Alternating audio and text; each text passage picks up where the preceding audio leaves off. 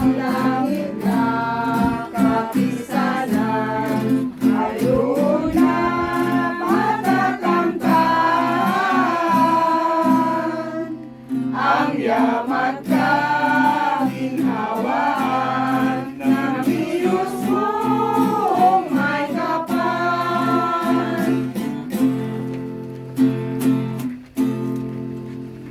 Manandali ang katahimikan.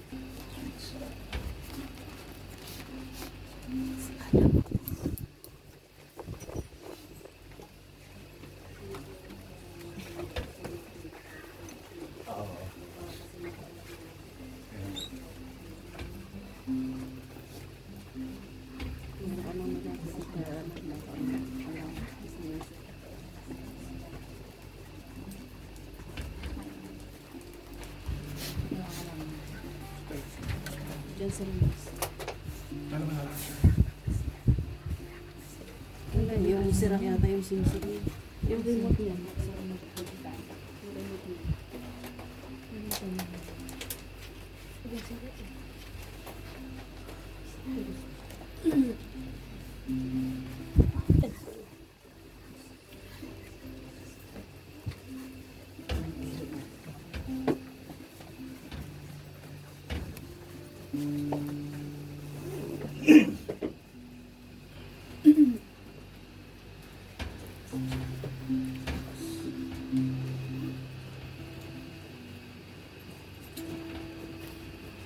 Tayo pong lahat magsiluhod.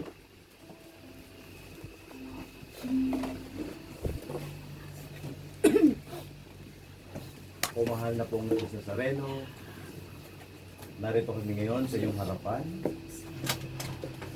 Kaya may humihingi ng iyong kapatawaran sa aming mga pagkukulang, sa aming nagagawang mga pagkakasala. Inihiling namin sa iyo, o Nuestro Padre Jesus Nazareno, na naway kalingain mo ang bawat isa sa amin, patawarin ang mga aming mga pagkakasala. Inihiling namin sa iyo, Panginoon, na ang lahat ng aming mga panalangin ay iyong dinggin. O Pong Jesus Nazareno, ngayon ginugunita namin ang iyong kamatayan, ang iyong pagpapakasakit, ang iyong pagkabayubay sa krus, at ang iyong muling pagkabuhay. Sa pagkakataong ito, o Nuestro Padre Jesus Nazareno, hinihiling namin sa iyo na patawarin ang aming mga pagkakasala. Nuestro Padre Jesus Nazareno, aming Panginoon at Diyos, narito kami sa iyong harapan at naninikluhod. Pakinggan ang aming mga kahilingan, ang aming mga panalangin, ang lahat ng mga tao na sa amin ay nanghihingi ng panalangin. Patawad po, pumahal na po ang Diyos Nazareno. Sabi mga paulit-ulit na pagkakasala sa iyo. Patawad po, Panginoong Diyos Nazareno, na kami po ay nagkakasala sa isip man, sa salita. Kami ay narito at nanilikluhod at nagsusumamo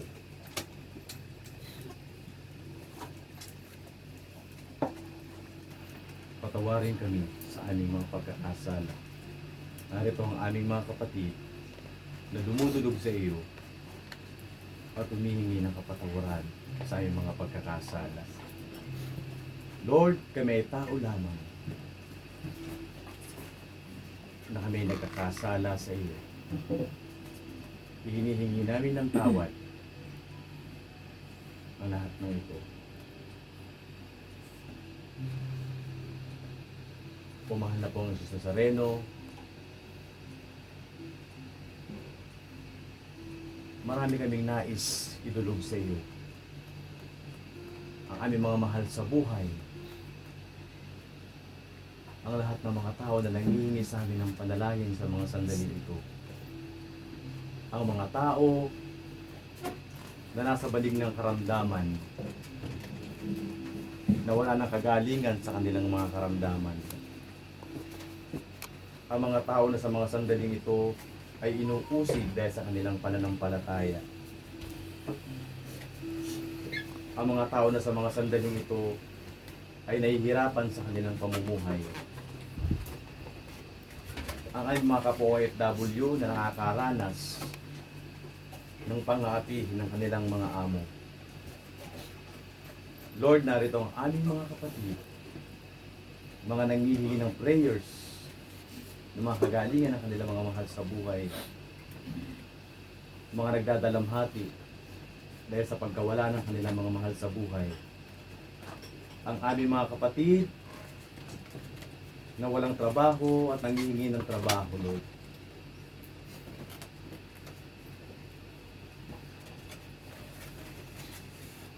Kaawaan mo, Panginoon, ang mga tao na sa mga sandaling ito ay walang makain sa kanilang hapagkainan.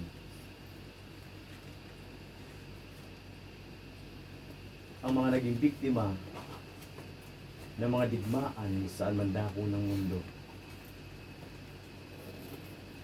Hinihiling namin sa iyo, Panginoon, ang lahat ng kahilingan ng bawat isa sa amin. At narito ang aking mga kapatid na may mga kahilingan para sa iyo.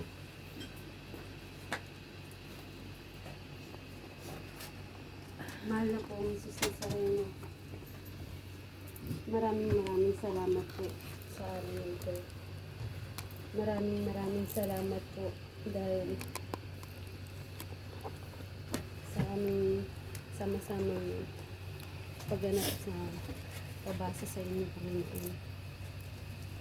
Dalangin po namin sa inyo ngayon sa oras na ito. Panginoong Jesus Nazareno, bigyan niyo po ng kalakasan ng aming kapatid na si Kaplex.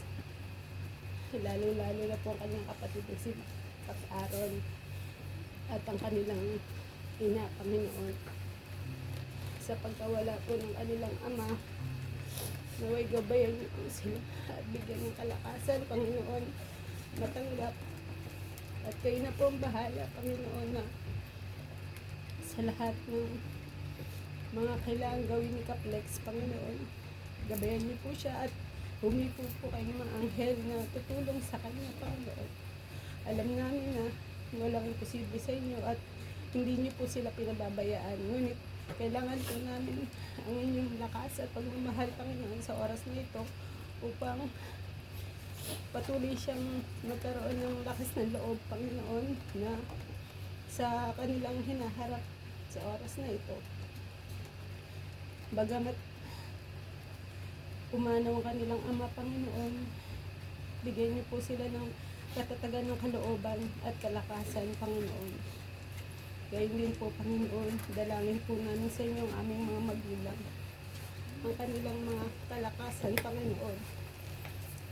Nawa patuloy pa namin sila makasama, Panginoon. Gayon din po kami, Panginoon. Patuloy kami nananalangin sa inyo ng gabay, proteksyon, Panginoon. Ilayo niyo po kami sa lahat ng anumang uri ng karamdaman o anumang uri ng kapahamakan, Panginoon. Patawarin niyo po kami sa aming mga pagkakasala sa isip, sa salita at sa gawa, Panginoon. Mahal na pong Jesus Nazareno,